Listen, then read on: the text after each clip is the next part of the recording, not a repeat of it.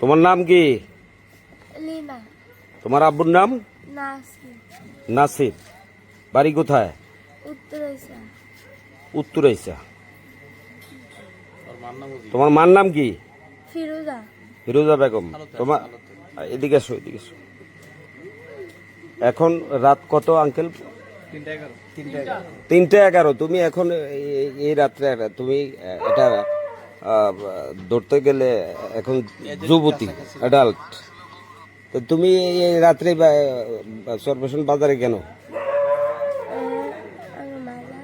হ্যাঁ, তোমার মায়ের জায়গা দেয় না?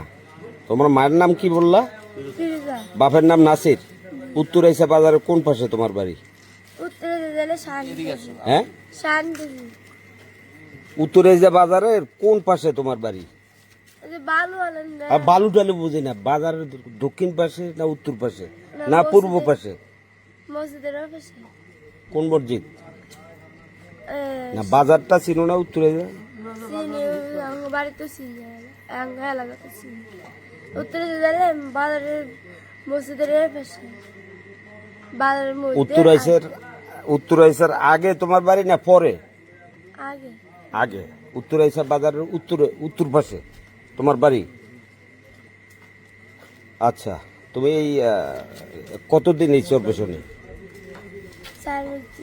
হ্যাঁ, 4-5 দিন এই চরপেশন বাজারে।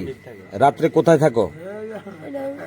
হ্যাঁ, এই এই এই এই এই বিল্ডিং এর উপরে। এটা কার বিল্ডিং গো কাকা?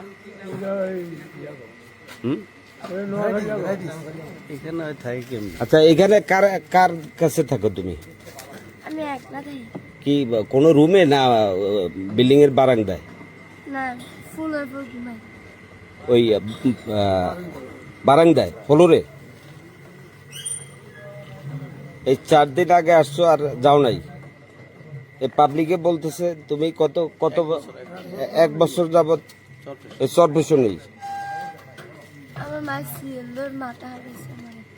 তোমার মা শিকল দিয়ে তোমার মাথা ফাটাইয়া লাইছে? মার নাম ফিরোজা, বাপের নাম নাসির। উত্তরাইসা বাজার উত্তর পাশে বাড়ি। আচ্ছা, ঠিক আছে। সামনে দিকে কি পদক্ষেপ নেবেন কোন? এটি সহায়তা করবেন, ওই জন্য বাড়ি থাকে এটা বলেন শেষ। তোমার দেশে যে ফয়সালা করুন। আচ্ছা, না আমি ও তো বুঝবে না, মনে হয় মানসিকভাবে কাজ করে না। পদক্ষেপটা আমি কি নেব সেটা আমি নিজেই জানি। দর্শক, এই মেয়েটার নাম লিমা। বয়স কত আম্মু তোমার? 9 বছর।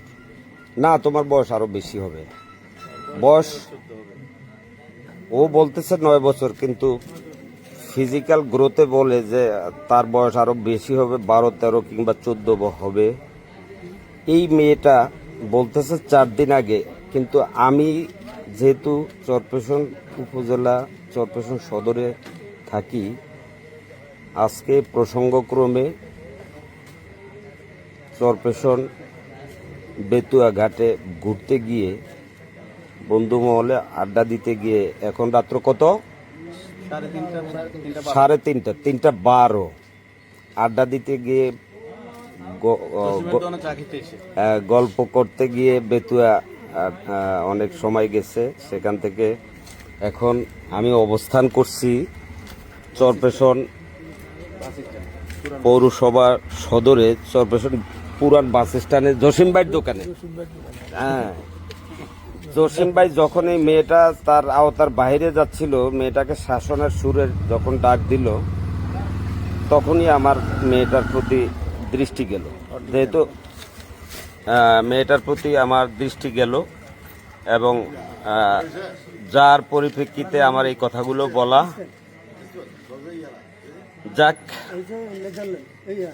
আমি বাকি বিষয়টা আমি দেখব ইনশাল্লাহ। আপনারা সবাই দোয়া করবেন। আসসালামু আলাইকুম।